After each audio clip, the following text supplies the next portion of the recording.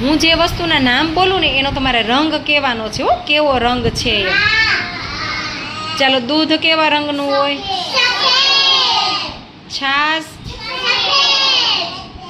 પછી દહીં,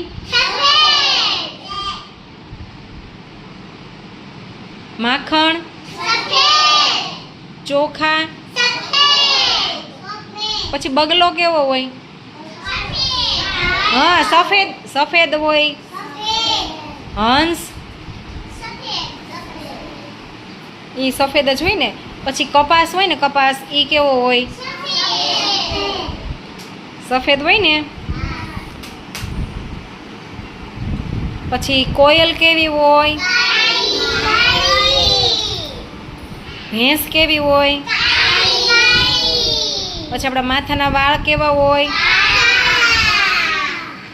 પછી સ્લેટમાં તમે લખો છો ને બધા, એ સ્લેટ કેવા રંગની હોય? કાળી હોય ને. કાગડો કેવો હોય? સરસ, વેરી ગુડ.